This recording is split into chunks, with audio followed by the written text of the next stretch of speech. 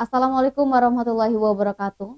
Berbagai informasi dari peristiwa yang terjadi di wilayah Sumatera Selatan pagi hingga sore hari ini Selasa 22 Februari 2022 terangkum dalam Sumeko News.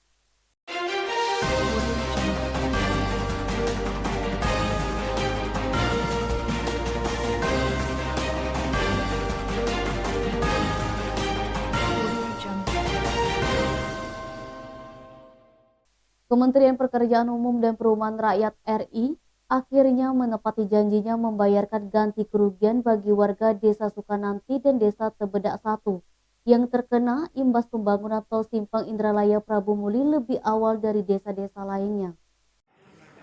Pejabat pembuat komitmen ganti rugi tol Simpang Indralaya Prabu Muli Tasman mengungkapkan ada 75 bidang lahan yang akan diganti rugi.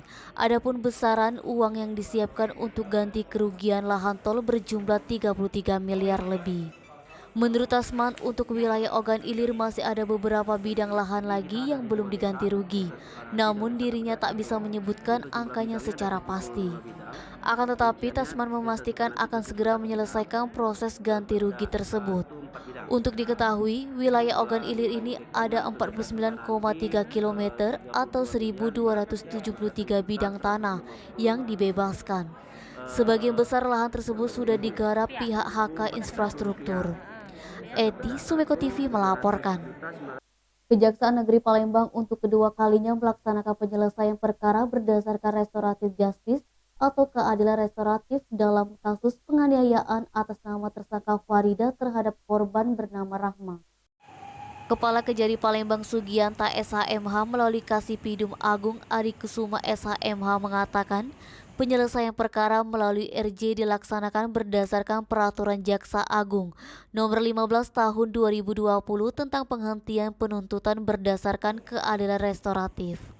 Agung mengatakan alasan penghentian perkara kasus 351 ayat 1 KUHP yakni tersangka Farida 39 tahun, warga Jalan Rukun 2 Kecamatan Seberang Ulu 2 Palembang telah memenuhi syarat RJ, yakni tersangka baru melakukan tindak pidana dengan ancaman pidana tidak lebih dari 5 tahun penjara, serta kerugian di bawah 2,5 juta. Perkara ini bermula dari adanya kesalahpahaman antara tersangka dan korban, sehingga terjadilah penganiayaan terhadap korban yang menyebabkan korban mengalami luka-luka.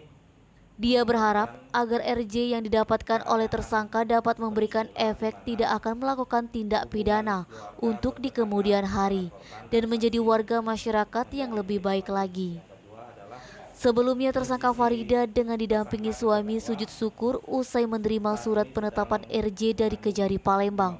Sembari menangis ia mengatakan sangat berterima kasih atas dihentikan perkara yang menjeratnya. Fadli Sumeko TV melaporkan.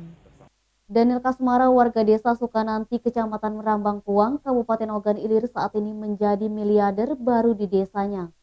Pasalnya petani karet ini baru saja menerima ganti kerugian lahan tol Simpang Indralaya Prabu Muli dari Kementerian Pekerjaan Umum dan Perumahan Rakyat RI.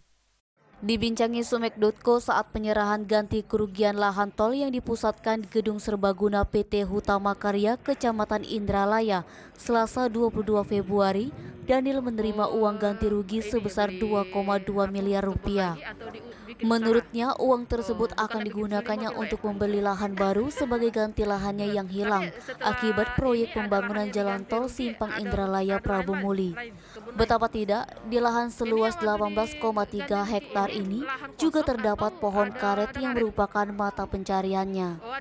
Daniel pun menyebut uang ganti kerugian ini tidak akan digunakannya untuk berfoya-foya seperti membeli mobil, barang-barang mewah atau sejenis lainnya. Akan tetapi akan dimanfaatkannya untuk kehidupannya sehari-hari dengan keluarga. Eti Sumeko TV melaporkan. Kosongnya minyak goreng di sejumlah pasar membuat Sekda Kota Palembang Ratu Dewa langsung ambil tindakan. Ratu Dewa menginstruksikan Dinas Perdagangan segera mendistribusikan minyak goreng ke pasar tradisional dan pasar retail.